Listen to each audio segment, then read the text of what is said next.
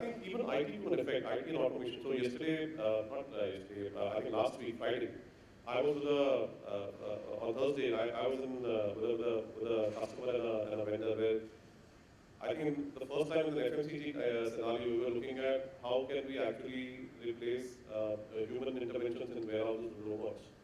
And the ROI that we were talking about was in months, not years. And again, that was very heartening to see as to how technology can start coming in, not only on road logistics, but also in warehouse logistics, and improve various parameters through which you get the right ROI. Tomorrow, if you just compare the cost of a robot replacing a human being on a salary basis, you will never be able to achieve the ROI. But if you're truthful about at your own baseline data, your own benchmarks in terms of what's the value of your inventory, how accurate today is your picking within the warehouse, what are your losses, what are your privileges, and so on and so forth. Once you start measuring it, then these things start playing, these things get to play a very important part in terms of what you adopt.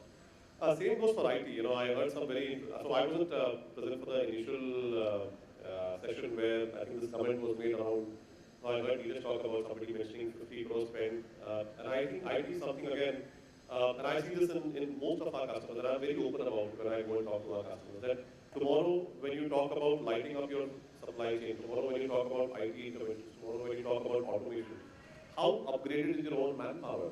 The change management, as we call it within the organization, how well upgraded is your manpower to use these systems?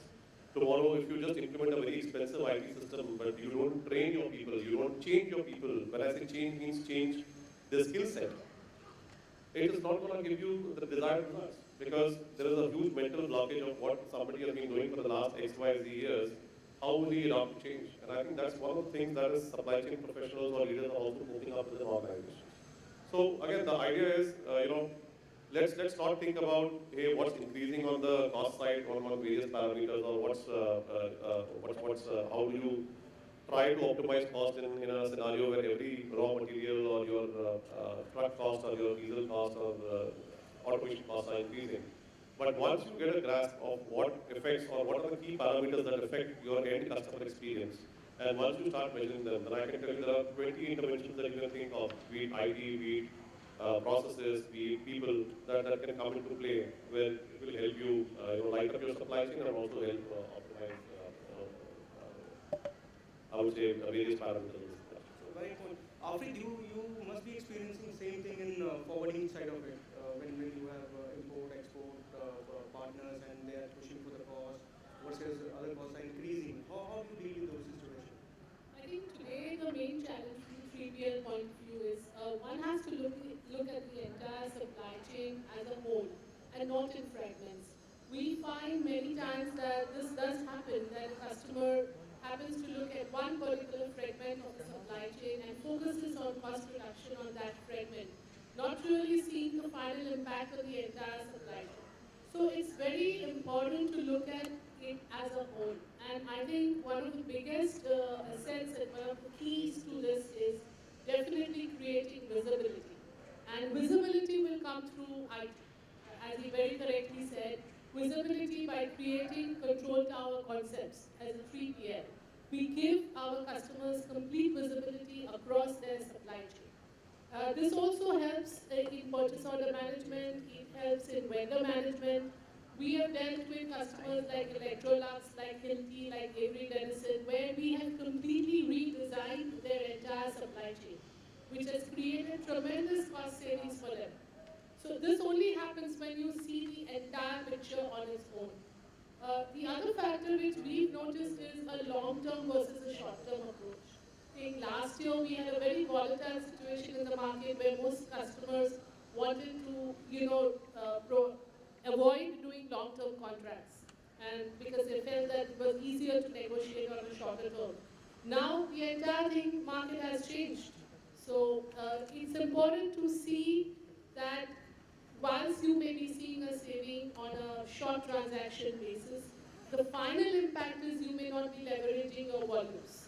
And in supply chain, it's all about volumes. So it has to be looked as the whole picture. And that is how I think it helps in cost optimization. Thank you very much for your views. Amit, how do you see it? I mean, you are day out into this. How do you manage this? Well, as earlier I said that the everybody talks about the saving, how you are going to achieve it, irrespective of the cost they are operating. But we try to give them the real picture of the market, how the industry is operating, what their current state of the vendors, and if we can bring certain changes into their system, like if they are operating with the only national level transporters who has given their contract to the subcontract to the regional transporters or somebody else, whether the regional transporter themselves can handle those particular lanes as well as they are able to serve the customer, why directly they should not get involved into the, they should not bring into the their system. So these all things we give them the complete picture. Okay, okay, this is the kind of scenario where if you are working with a particular this vendor, his cost is something different. He doesn't have the efficiency in the particular that lane, and he will give you the cost of the X plus because and you don't want to take the risk. It's your call. In the there are so many companies we have been where the spend is very huge and the company started taking the risk and they are getting the rewards also and they are also giving us the credit ki, okay you introduce the 5 numbers of vendors out of that 3 4 able to perform and we are able to achieve the cost saving of the around 3% 4% year of what the kind of spend we have. Right. Neeraj, for you, since you have you also have a device, so a 3PL partner, a trucking partner versus a company like Amway, everybody is your customer. So I would like to understand cost conflict from that perspective. So, good question. And yes, we do have the Canadians and we do have the CPL partners. They want a visibility with it. They don't have the means and technology. And we've given them more than that, a platform, which is device agnostic. So they could be servicing customers who use a symbol or symbol or whatever device, wherever the data is coming from. We have made their lives easy by giving one single platform where they can absorb the data, give that visibility not only to their internal teams, but to their end customer. So guess what? If I can tell you tomorrow that this product is being delivered to you, and instead of a 2 to 4 to 2 hours or 4 hours in 10 minutes window, what will you do? You pay more for that service? So we counter them with the value they're going to get. We've had discussions with senior folks. I'm used to spending 5 paisa per SMS. Talk to me in that language. Can you control my cost? I have transporters who have market vehicles who won't spend 1 paisa. So then we take the challenge and we go and show them what are the advantages of getting that data. A transporter, let me give you an example. We show them how they can cut some of the work they're using for mundane tasks. Has the truck reached? Where is it? Fighting to reach the driver. All of that information is on the board, on that dashboard. So once we show them that, they instead want to do more because now he was only serving a Nike, he wants to service a Sony. He goes to a Sony and says, hey, I can give you this data. Because I have a partner, Roambee, who's giving it to me without any challenge. So we figured out ways how to show them the pros more. You know, the cons are there always. But they've never ever in India they've never thought about it because logistics has always been a cost. We've got to get over that paradigm.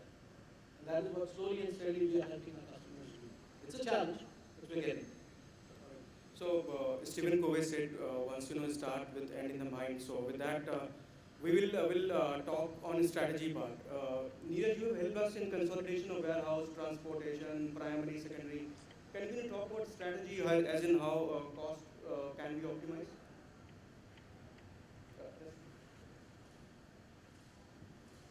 Thanks. So, see, when we run these initiatives around consolidation, I think time is now right because of the GST. So whether it's consolidation of transportation or warehousing, again, there are various levers that that we take a look at. So we set up a control tower now for India's largest steel manufacturer today, and in commodity they say जो दिखता है वो दिखता है, and it's really done wonders in terms of, I always keep companies, at three strata, one is above earth and, on earth and below earth. And you always feel that companies which are below earth, which are into mining and metals and traditional industries will always be behind in terms of technology adoption. And I think some of the work that we have done with our customer on the steel manufacturing is amazing. And I don't have a correlation in terms of what's affecting their top line, but we've seen that as we've now completed over a year now working with them. The kind of top line growth they have seen with a better customer experience of theirs and a transport desk which is completely modeled with our control tower concept is amazing. One of the specialty drug makers in India, one of the largest exporters of pharmaceuticals in India, again they have also their entire transportation to us. And again the kind of success we have seen with them in terms of reducing the costs. And again, let me not put the word reducing the cost, but by analyzing the cost and diverting the traffic to the right mode and stoppage of leakages in pharmaceuticals, which is again, it was a great insight by analytics that we did, that we found that only 3 types of drugs were being damaged or lost in 2 different distributed areas. Other than that, the entire India was going on fine. Again, these are some of the insights which actually they point to you that something is not right in the supply chain and action has to be taken. Similarly, when it talks about warehouse consolidation for the largest telco company in India, we just completed a large consolidation project where again, we brought down the savings, we brought down the overall savings in the warehousing cost by a good double-digit number. But what affected those savings was basically as we consolidate warehouses, as we move from those 40, 50, 60,000 square feet warehouses to a couple of lakhs. In that area, you can put a lot of infusion of technology. You can bring in a lot of automation, which will never be cost effective in a smaller scale. And I think that was a big, big insight to us. The moment when we did consolidation, implementation of IT was very, very easy. People come and tell me always, because of my IT background, that we are unable to implement EMS system for months. And I always tell them, if you have 40 different types of transport contracts, you will never be able to implement EMS. IT is all about simplifying things and then monitoring them and figuring it out, and then, we heard about volumes, logistics is about volumes, and that's what is the game. So if you try to have this entire volume divided into very small cubes because you think that's the most efficient way of doing it, you're wrong.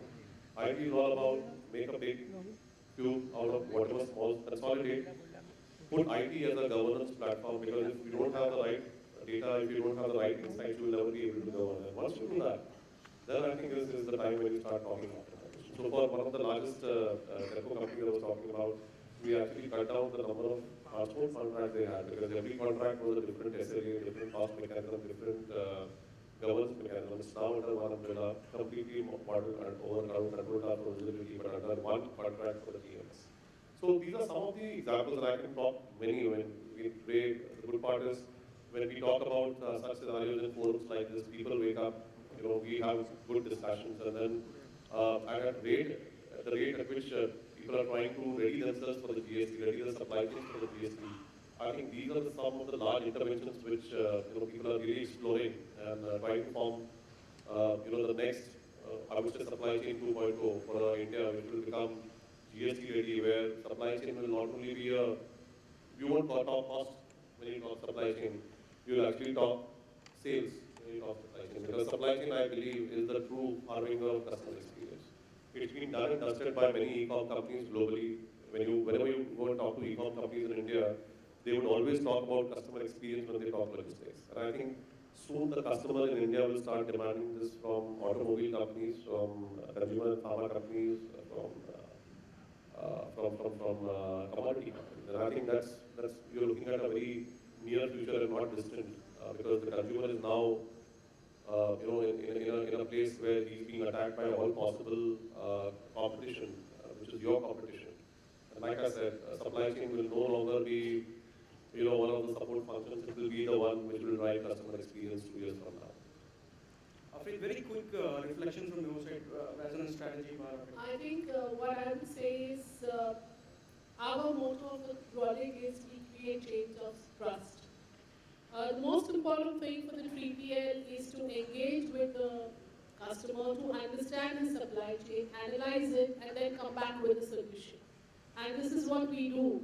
So when we make a solution based on the current supply chain, we understand where are the components where we can add value.